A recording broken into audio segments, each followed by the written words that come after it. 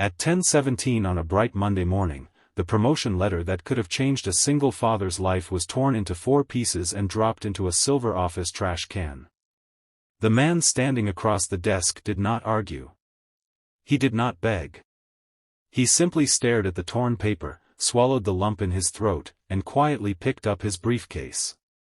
What the CEO didn't know was that before the sun went down, the same boardroom where she had humiliated him would become the place where her own position would be questioned, and the quiet father she had dismissed would walk out with a title she never imagined giving him. Before we begin, if you believe kindness, hard work, and second chances can change a person's life, please like this video, share it with someone who needs encouragement, leave a comment, and subscribe to Hardworking Dad. You never know when a simple story might remind someone that their struggle is not the end of their journey. The man at the center of the story was named Calder Hayes, a 41-year-old operations supervisor at a rapidly growing logistics company called North Star Meridian. Calder was not the loudest man in the building, nor did he dress like the executives who walked through the marble lobby every morning. His shirts were always clean but carefully ironed at home. His shoes were polished every Sunday night. He carried the same dark brown leather briefcase he had owned for almost 9 years, and inside it was usually a notebook filled with schedules, warehouse reports, emergency contacts, and small drawings his 9-year-old daughter, Mara, had made for him. Calder had become a single father after losing his wife, Serafina, to an illness several years earlier, and since then he had built his entire life around one promise: Mara would never feel that losing her mother meant she had also lost her future. Every morning, Calder woke before sunrise, packed Mara's lunch, prepared her breakfast, checked her school bag, and left a handwritten note beside her cereal bowl. Sometimes the note said, "You've got this." Sometimes it said, "Be brave today." And sometimes, when money was especially tight, he simply drew a crooked little sun. He would then drive Mara to school before heading to North Star Meridian, where he spent 10-hour days solving problems nobody else wanted to touch. When delivery systems failed, Calder stayed late. When warehouse employees were overwhelmed, he stepped onto the floor beside them. When a new employee made a mistake, Calder taught instead of shouted. Over 6 years, he had quietly saved the company hundreds of thousands of dollars by redesigning inefficient processes and preventing costly delays. His supervisor had recently retired, and the board had recommended Calder for the vacant regional operations director position. It was the promotion he had earned through years of sacrifice. The salary increase would mean he could finally move Mara into a better apartment, replace their aging car, and perhaps put something aside for her college education.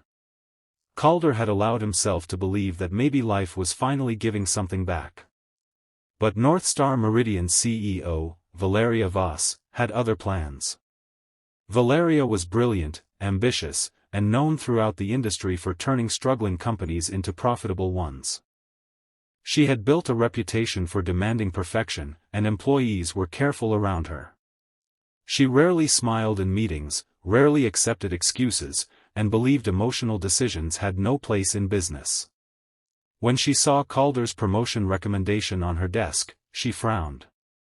Calder had been called into her office that Monday morning. He entered carrying his briefcase, unaware that the decision had already been made.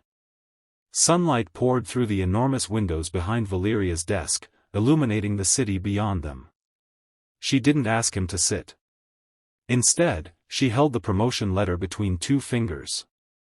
Calder noticed the familiar blue seal from the board. He knew what it meant. For one brief second, his exhausted face brightened. Valeria looked at him and said nothing.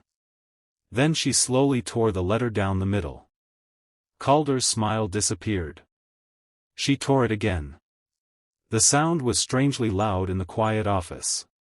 She dropped the pieces into the trash and told him that the company needed someone who could be available without personal distractions. She said the director position required total commitment and that his responsibilities at home made him unsuitable for executive leadership. Calder stood silently, his fingers tightening around the handle of his briefcase. He wanted to tell her how many nights he had worked until midnight after putting Mara to bed. He wanted to tell her about the mornings when he had taken conference calls from school parking lots.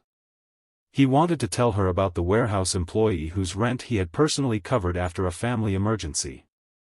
He wanted to tell her that being a father had never made him less committed to his work, it had made him more responsible. But he said none of it. He simply thanked her for her time and walked out. The moment the elevator doors closed, Calder finally allowed himself to breathe. He stared at his reflection in the polished metal and saw a man who looked older than 41. For 6 years, he had convinced himself that if he worked hard enough, stayed honest enough, and kept going no matter how tired he became, eventually someone would notice. That morning, he realized that sometimes people notice your work and still choose not to value it. When Calder reached home that afternoon, Mara was sitting at the kitchen table doing her homework.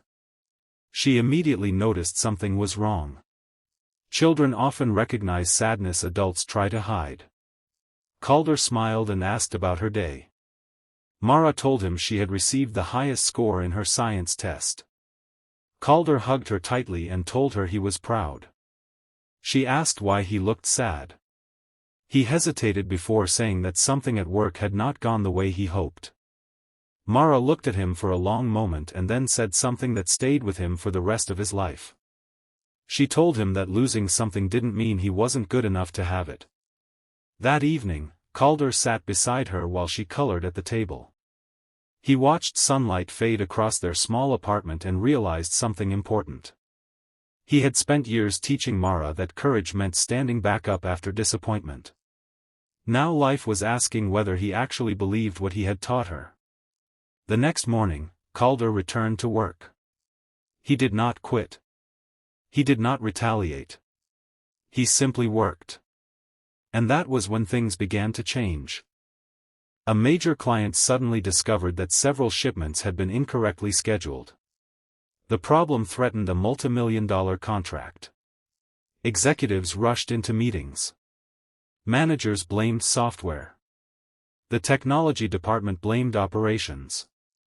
Operations blamed the client. Calder quietly opened his notebook. He traced the problem back through 3 weeks of data and discovered that a small configuration change had created a chain reaction. He contacted the warehouse teams, reorganized the schedules, called the transportation partners, and personally coordinated the recovery plan.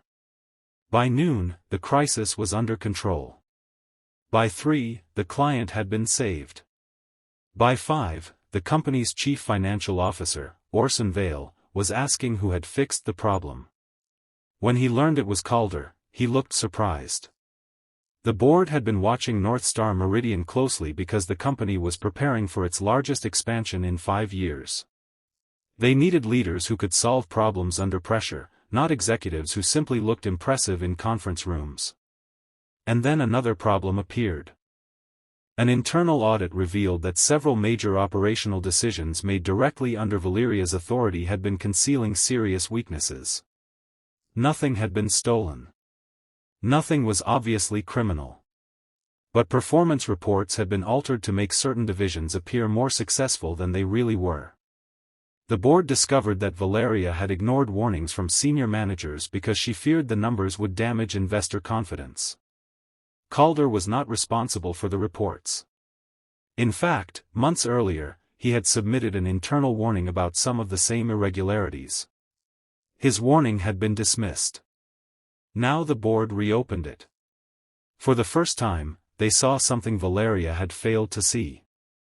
Calder had not been trying to climb the corporate ladder. He had been trying to protect the company. The board scheduled an emergency meeting for Friday afternoon. Calder was asked to attend. He walked into the same boardroom where executives once barely noticed him. The long glass table reflected the afternoon sunlight. Several directors sat with serious expressions. Valeria stood at the head of the room, visibly angry. She accused Calder of trying to undermine her authority. Calder calmly explained what he had discovered, showing the original reports, the corrected numbers, and the warnings he had submitted months earlier. Nobody interrupted him. When he finished, the room fell silent. Then Orson opened a folder. Inside was a copy of Calder's rejected promotion recommendation. Next to it was the shredded letter Valeria had thrown away.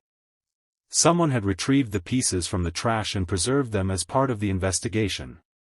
Orson looked around the table and said that the company had made a mistake. Not a small mistake. A costly one. They had mistaken quietness for weakness. They had mistaken fatherhood for distraction. They had mistaken humility for lack of ambition. The board voted that afternoon. Valeria Voss was removed as CEO pending further investigation into her leadership decisions. Then came the announcement nobody in that room expected. The board promoted Calder Hayes to Chief Operating Executive and appointed him interim CEO. Calder stared at them as though he had misunderstood. He didn't celebrate. He didn't smile. He simply looked down at his hands. The same hands that had packed Mara's lunches. The same hands that had carried boxes in the warehouse. The same hands that had held a little girl through grief. The same hands that had picked up 4 pieces of a torn promotion letter. Orson told him he had earned the position. Calder shook his head and said he didn't want it because he had defeated Valeria.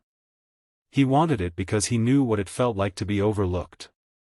He promised that under his leadership, employees would be judged by their character, their work, and their ability to grow, not by whether their lives outside the office were convenient for management.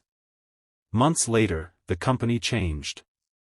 Managers began mentoring employees instead of intimidating them. Parents were given more flexible schedules. Training programs were created for workers who had been overlooked for years. Promotions were based on measurable performance rather than personal favoritism. And every Friday afternoon, Calder left the office on time. He drove home before sunset. Mara would usually be waiting by the window. One afternoon, she ran toward him holding a school certificate. Calder stepped out of his car, and she threw her arms around him. She asked if he was still the boss. Calder laughed and told her that being a boss wasn't the important part. She asked what was. He looked at her and said that being someone people could trust was more important than having a big office. Mara smiled and handed him the certificate. Calder looked at the afternoon sun glowing across the street and thought about the promotion letter that had once been torn into pieces. He finally understood that some doors close because they were never meant to contain you. Sometimes rejection is not proof that you failed. Sometimes it is life forcing you toward a room where your value can finally be seen. And sometimes the person who humiliates you in one chapter has no idea that the next chapter will be written by the very person they underestimated.